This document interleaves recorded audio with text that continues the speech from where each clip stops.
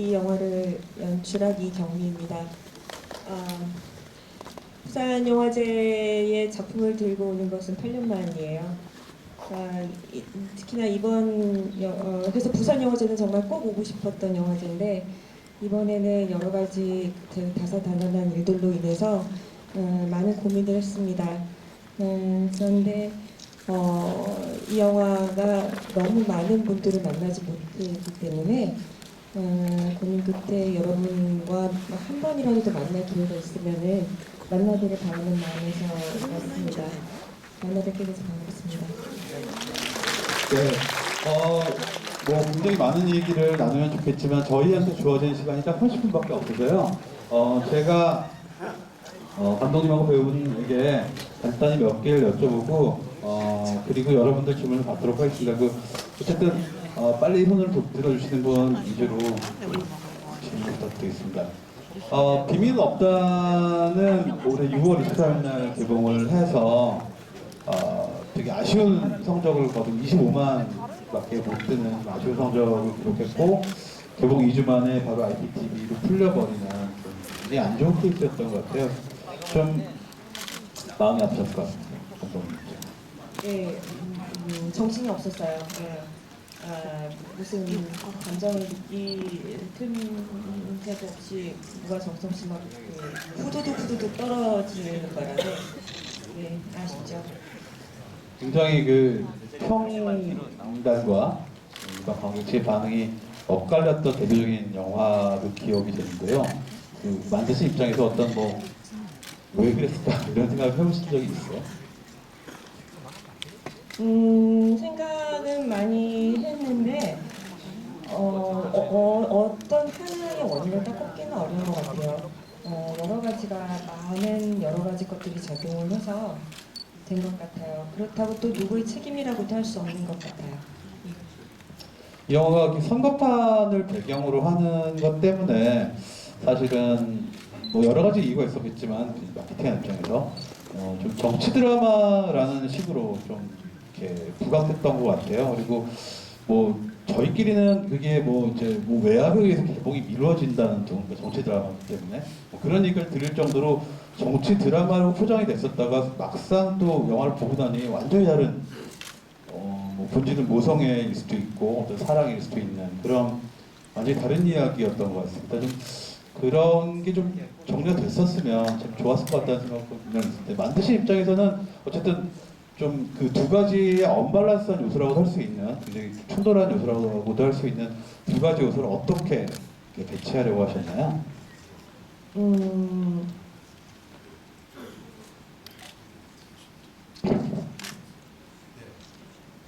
선생님 말씀하실까요? 예. 일단 무슨 외압이 있어서 정치적인 이야기가 있어서 외압이 있어서 미뤄졌다거나 무슨 상영의 문제가 있다 그런 건 전혀 없었고요. 이 영화의 적당한 좋은 시기를 찾는 기간이 조금 있었고요. 그리고 정치적인 이 영화는 애초에 정치 드라마가 아니었기 때문에 이 이야기를 흥미롭게 그러니까 매력적으로 끌어당길 수 있는 그런 여러 가지 요소 중에 하나로 정치를 소재로 끌어왔을 뿐입니다. 그런데 아이를 잃은 엄마가 굉장히 미쳐가는 과정과 그 지역에서의 그런 광기에 미쳐 돌아가는 정치판의 이런 에너지가 만나게 되면은 훨씬 영화적으로 큰 에너지를 만들어낼 수 있겠다라는 생각이 있어서 좋은 선택이라고 생각했었습니다. 예, 손예진 씨 모시도록 하겠습니다.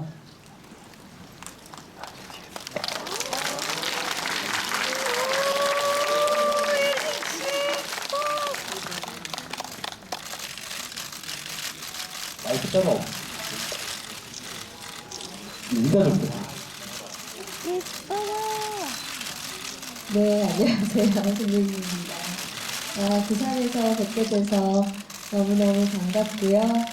비밀은 없다로 여러분들과 만나게 돼서 너무 행복합니다. 네, 감사합니다.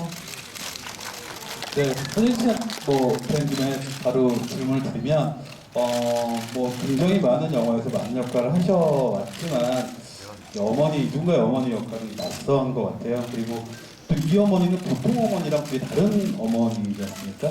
어떻게 시나리오를 분석하고 연기를 준비하셨나요? 되게 오래됐네요. 재미는 없다 촬영한 게 벌써 한 2년 정도 된 것 같은데 어떻게 보면 중학생 딸을 둔 캐릭터라는 것이 접근할 때 어렵다고 생각하면 아주 어려울 수 있었는데 그 연홍이라는 캐릭터는 이제 기존에 우리가 봐왔던 전형적인 엄마, 모성의 느낌과는 아주 다른 느낌이 있었던 것 같아요. 그래서 연홍스러운 모성은 어떤 걸까 그런 지점 캐릭터적으로 좀 많이 접근을 한 것 같아요. 네. 어떻게 보면 이 영화가 연홍이 자신의 모성을 발견해가는 과정이기도 하고 또 딸 또는 그 딸의 친구의 모성이 또 연홍을 감싸주는 그런 과정이기도 한 것 같은데요. 감독님에게 여쭤보겠습니다. 그러니까 이 모성이라는 것의 본질을 어떻게 파악을 하고 하셨나요? 모성이라는 본질이요?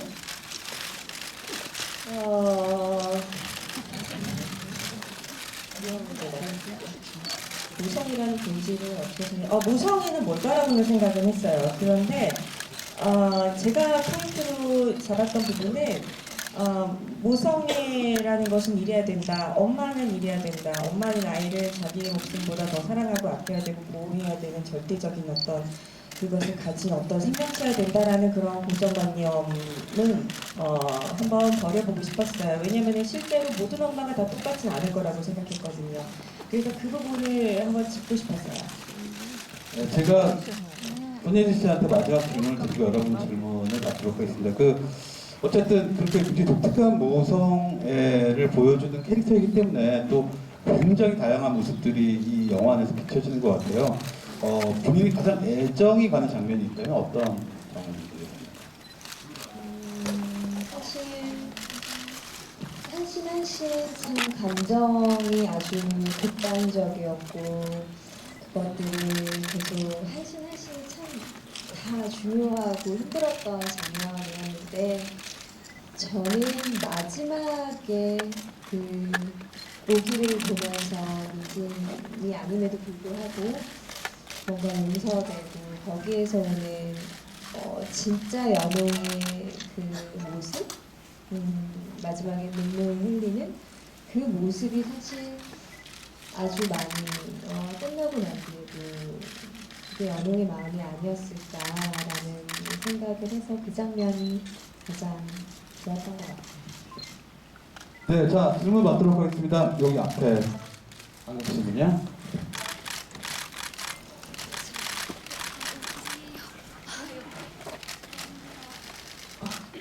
손예진 씨 반갑습니다. 작년에 나쁜 놈은 죽는다라는 작품으로 처음 만나 뵀었는데요. 출연하신 작품 전부 다 봤는데 매번 볼 때마다 어쩌면서 저렇게 모든 역을 다 완벽하게 소화해 계시가 싶어서 놀라고요. 저 시간 관계상 저 질문은 생략하고 제가 순수하게 14금 고기 하나 선물로 준비했는데 좀 받아주십시오. 감사합니다. 정말. 배우는 김영란법 적용 안 되는 거죠? 네, 질문도 받도록 하겠습니다.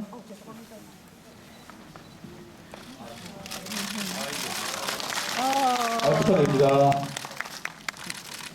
네, 질문 해주신 분 손 들어주세요. 저쪽, 네, 이렇게 모자 쓴 앞에, 예.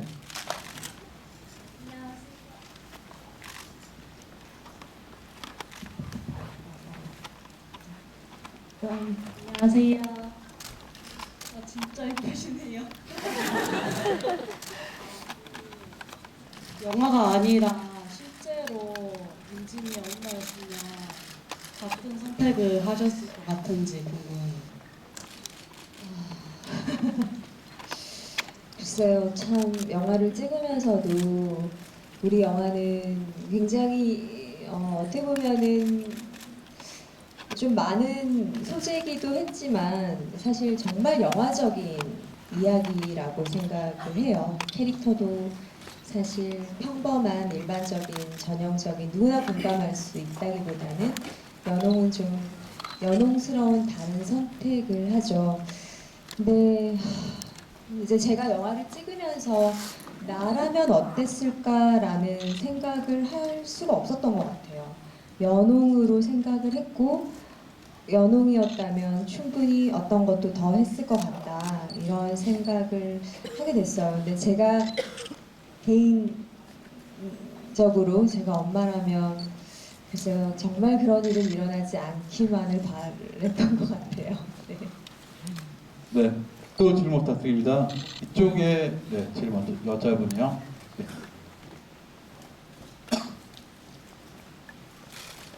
안녕하세요. 그 영화에서 그 당선 발표일 전에 연홍이 식사를 엄청 그 진수성찬을 차려주잖아요.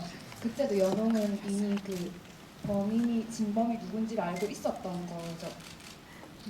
감독님. 네. 네, 알고 있었던 겁니다. 근데 그러면은 그 진수성찬에 담긴 의미 같은 게 있을지.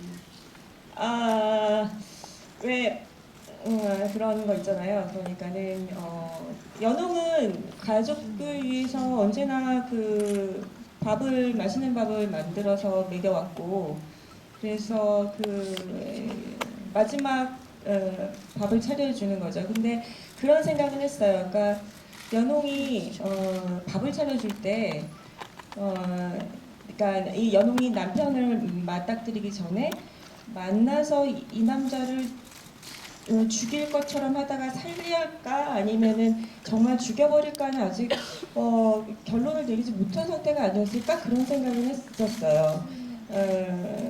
자기도 끝까지 고민을 하지 않았을까라는 생각을 했었고, 그래서 밥을 차릴 때 뭐 여러 가지로 해석될 수 있을 것 같은데 마지막 이별이라고 생각을 하진 않았을까라고는 생각했었어요. 근데 예. 관련해서 제가 좀 보충 질문을 하면 그때 이제 연홍이 그 마지막으로 선거에서 꼭 이기라는 메시지를 전하잖아요, 남편에게. 근데 뭐 사실 이 선거 때문에 다 이렇게 된 건데, 딸이 죽고 뭐 그런 바보 같은 노릇 때문에 이렇게 된 건데 굳이 그런 얘기를 해야 했을까라는 생각 좀 들었습니다. 어떤 의미에서?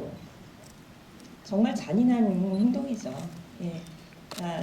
사람이 자기가 용서할 수 없는 상대에게 할 수 있는 가장 잔인한 방법이 뭘까라는 생각을 했었어요. 예. 남편이 가장 원하는 것이 무엇인지 알고 있었기 때문에 그것이 어떤 것을 맛본 뒤에 나락으로 떨어지면 그것만큼 처절한 지옥이 없죠. 네, 또 다음 질문. 여기 가운데 까만 거 들으셨나요? 네.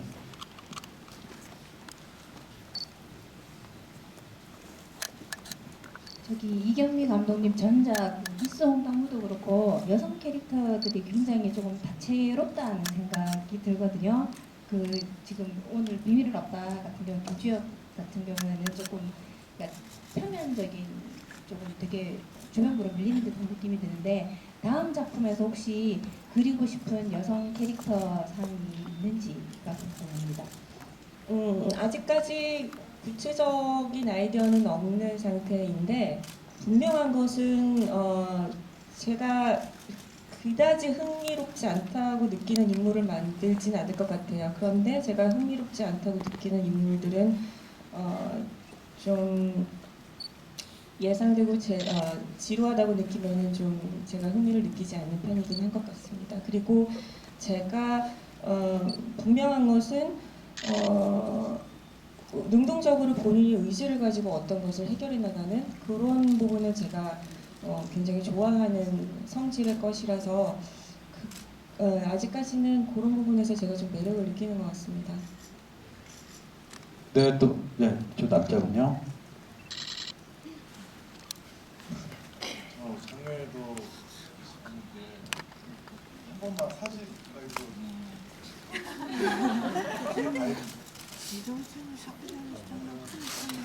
네. 팬미팅. 네. 아니요. 일단 질문을 먼저 받고 이게 시간이 남으면 혹시 근데 너무 많으셔서 사실 일일이 다 응해주기는 쉽지 않을 것 같습니다. 죄송합니다. 손예진 씨한테 대신 질문 궁금한 거 없으신가요? 아, 네.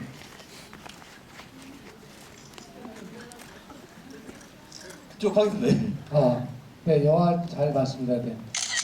우리 이영미 감독님도 네, 반갑고 우리 손혜진 배우님도 반갑습니다. 이 감독님께 질문을 드리고 싶은데요. 이 영화를 통해서 관객들에게 전해주고자 하셨던 메시지가 무엇인지 그걸 좀 말씀해 주셨으면 좋겠습니다. 영화가 끝나고 난 뒤에 여운이 길게 남았으면 좋겠다고 생각했어요. 제가 미소홍당무 때도 그렇고 이번도 그렇고 정말 만나기 힘든, 서로 마음을 나누기 힘든 불가능한 관계가 이루어지는 것에 대한 로망이 있어요. 그래서 여기서도 굉장히 그 험난한 여정 끝에 풀어 안을 수 없었던 어떤 상대를 품고 새로운 다른 여정을 새로 시작하게 되는, 거기에서 저는 어떤 연민을 가졌던 것 같아요. 그래서 그런 감정이 영화가 끝나고 나서도 여운으로 남았으면 좋겠다라고 생각하는 게 저의 바람이었습니다. 네, 말씀 잘 들었습니다. 이쪽, 네. 저는 손예진 씨한테 여쭤보고 싶은 게 있는데, 이번 영화가 감정이랑 게 되게 격했던 영화인데, 그 감정을 이렇게 표현하기 가장 어려웠던 씬은 어떤 부분인지 궁금합니다. 하나를 꼽을 수가 정말 내신 어떤 방식으로 그 표현을 해야 되나. 그러니까 어떤 연홍은 이런 감정이라서 이런 표현을 하지 않을까라고 했던 그 연기를 하면 항상 그 감독님은 더한 걸 요구하셨던 것 같아요. 상상했던 것보다 더 어떤 극적인 어떤 표현들, 좀 다른 표현들, 그러니까 전형적이지 않는, 화가 나서 단지 화를 내는 그런 것들이 아니어서 사실 하나하나 되게 저한테는 숙제 같았고, 근데 그 과정이 한 번도 제가 영화를 찍으면서 해보지 않은 과정이었기 때문에 너무 고통스러웠지만 참 많은, 지금 생각하면 참 많은 도움이 됐던 것 같고, 또 어떻게 보면 되게 그냥 아무 생각 없이 막 미칠 수 있었던 것들도 많았던 것 같아요. 그래서 배우로서는 사실 그런 경험을 하기가 쉽지가 않거든요. 이번 영화의 매 씬이 저한테는 다 힘들었던 것 같아요. 하나도 쉽지 않았던 것 같아요. 네. 네. 사실 개인적으로 저는 뭐 이런 말씀 드리는 게 옆에 있어서 그런 건 아니고 진짜 손예진 최고의 연기였다는 생각이 들거든요. 뭐 그러니까 막 뭘 내지르고 이런 문제가 아니라 그 소화하는 폭도 워낙 큰데다가 되게 아슬아슬한 거를 정말 기가 막히게 잡아서, 물론 감독이 연출이 있었지만 잡아서 들어가는데 이경미 감독님한테 오히려 여쭤보고 싶은 거는, 사실 손예진이라는 배우가 이제 가지고 있는 어떤 아우라, 그 이미지가 있는데 사실 쉽게 저 같으면 손예진 씨한테 이렇게 이걸 시나리오를 줄지는 않을 것 같은 그런 느낌이었는데 아주 이렇게 과감한 선택을 하셨고 아주 대성공을 거두었다는 느낌이거든요. 어떻게 손예진이라는 배우를 발탁하게 됐나요? 발탁이라는 표현이 좀 안 어울리는 것 같고, 근데 예진 씨한테 시나리오를 주고 싶다라고 생각했을 때 어떤 고민이 전혀 없었어요. 조금도 고민하지 않았었고 재밌겠다고 생각했어요. 하면 재밌겠다라는 생각뿐이었고, 그리고 또 막연하게나마 아까는 작 크랭크인하고 막연하게나마 예진 씨도 뭔가 새로 뭔가를 되게 하고 싶어 하는 것 같다라고 느꼈었어요. 그래서 조금 더 용기 있는 그런 과감한 상의를 거쳤고 한번 해보는 일들을 했던 것 같아요. 예진 씨는 어떤 갈증 해소라는 의미가 있었던 건가요? 글쎄요, 많은 작품을 항상 한 해 한 해 많은 작품들을 하고 다양한 캐릭터를 맡으면서도 오히려 해소가 된다기보다는 배우들은 뭔가 더 응축되고 쌓여가는 게 있거든요. 그런 지점에서 비밀은 없다는, 어떻게 보면 좀 좀 뭔가 껍데기를 쓴 것 같은 어떤 탈피의 해방감은 있었던 것 같아요. 항상 영화를 찍고 제가 캐릭터를 분석할 때 가장 중요하다고 생각하는 건 관객들과의 공감이고 소통이거든요. 근데 사실 이번 비밀은 없다라는 영화는 관객과의 소통의 그 끈은 살짝 놓아둔 채 그 캐릭터와 이제 그 상황 속에서 정말 뭔가의 다름? 근데 그 속에서 어떤 정말 알 수 없는 공감을 느꼈으면 좋겠다는 생각을 했던 것 같아요. 그래서 네, 좋았습니다. 네, 또 질문. 여기 앞에 네, 두 분 나란히 계셨는데요. 그 오른쪽 분이 좀 더 먼저 졌어요. 가에 계신 분.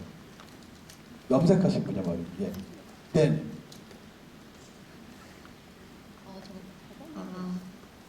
감독님한테 질문 드리고 싶은 게 있는데 예전에 용서는 없다라는 작품이 있잖아요, 영화 중에. 둘 다 보면은 그 딸 이름 부모님의 복수극이라고 해야 되나? 그걸 다루는 영화인데 뭐 둘의 상관관계가 있는지 이런 거 되게 궁금해요. 용서는 없다는 영화는 제가 못 봤어요. 그래서 무슨 내용인지 모르고 비밀은 없다라는 제목은 제가 지은 제목은 아니고요.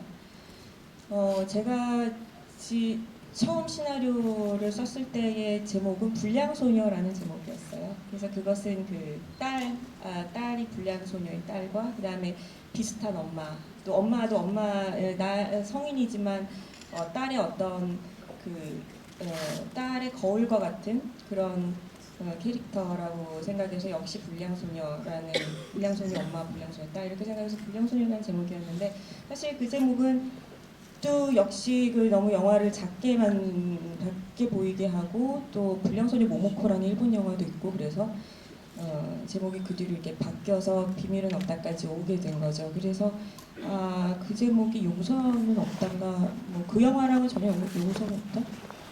내가?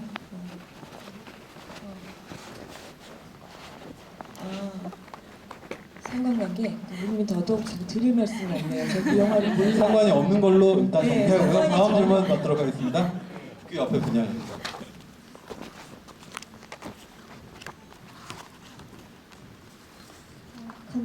감독님 영화를 좋아해서 이번이 세 번째 관람이었는데요.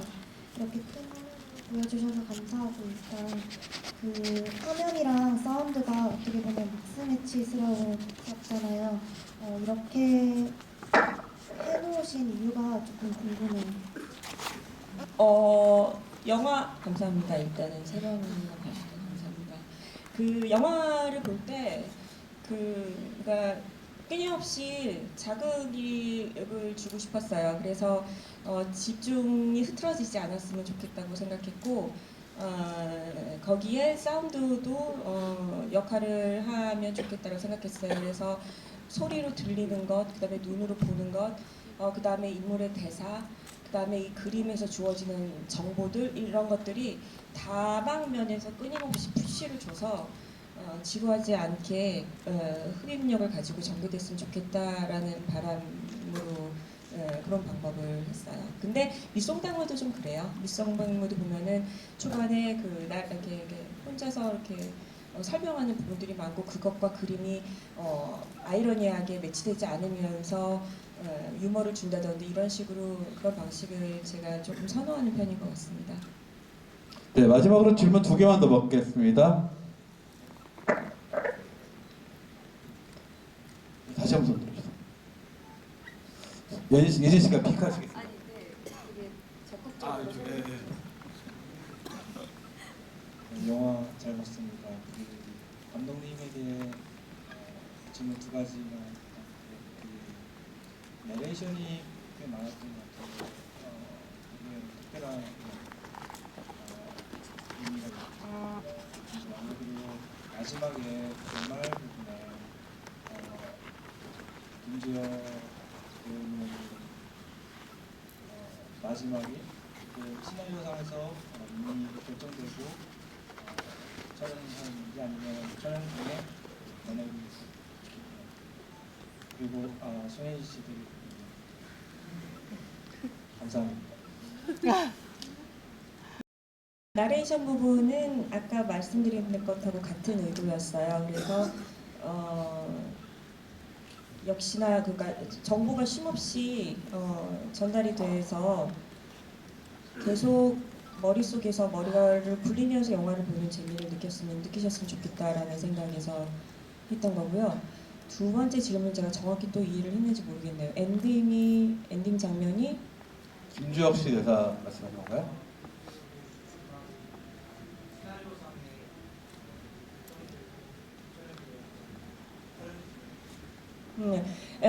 시나리오에서는 결말이 다른 결말이에요. 그래서 시나리오에서는 정찬이 죽임을 당해요. 그 미호기에게 차로 한 번, 두 번, 세 번 죽임을 당해요. 연홍이가 살리고 본인의 복수를 끝내고 떠난 자리에 그 까만색 물소가 어둠 속에 이렇게 나타나서 바로 팡팡팡 세워치고 죽여버리죠. 예, 원래는 그런 시나리오였는데 촬영까지 하고 그 다음에 편집 과정에서 엔딩을 바꿨습니다. 살리는 걸로. 그것이 연홍의 복수를 허무하지 않게 완성시키기에 좋은 결말이라는 생각이 들어서 그렇게 바꿨습니다. 네, 마지막 질문 받겠습니다. 여기 앞에 지금 안경 쓰십니까, 저기? 네, 맞으세요.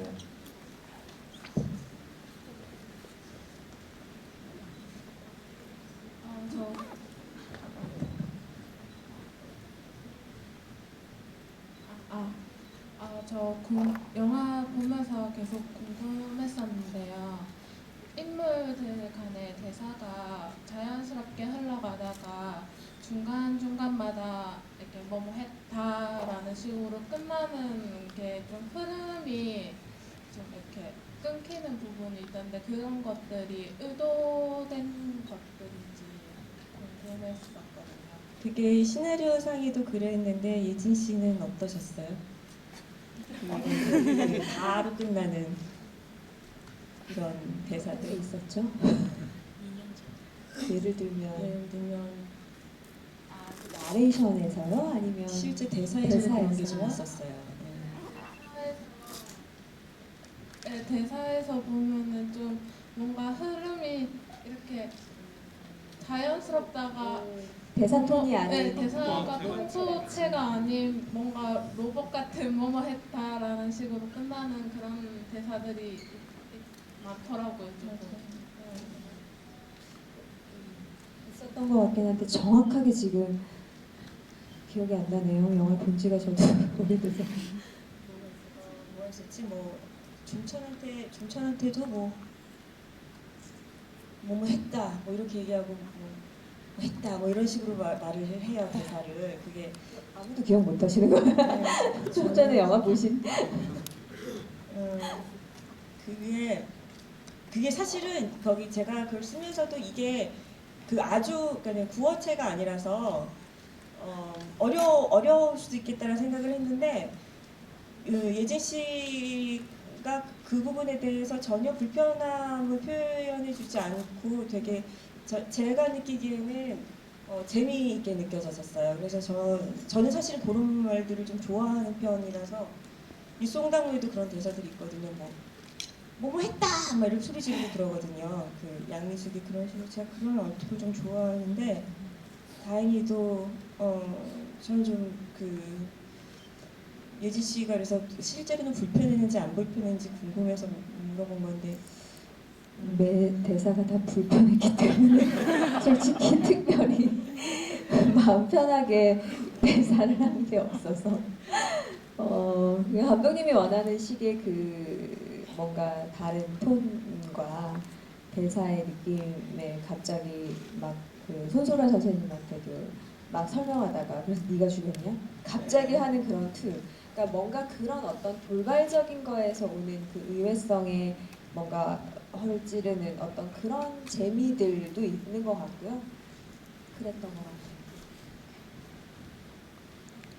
같아요. 네, 이상으로 Q&A를 마치고요. 그 두 분 마지막 인사 부탁드리겠습니다.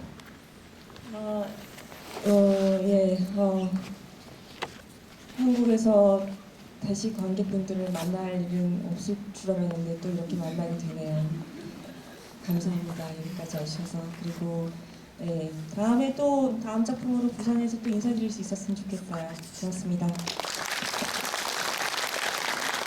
네, 정말 저도 마찬가지로 비밀은 없다. 저한테 참 특별한 작품인데요. 이렇게 비밀은 없다를 더 많이 사랑해 주신 분들이 오신 것 같아서 너무 가슴이 정말 뭉클하고요. 오늘 영화 재밌게 보셨으면 더욱더 좋을 것 같고, 네, 태풍 피해 없게 집으로 잘 돌아가셨으면 좋겠습니다. 건강하세요. 네, 이상으로 비밀은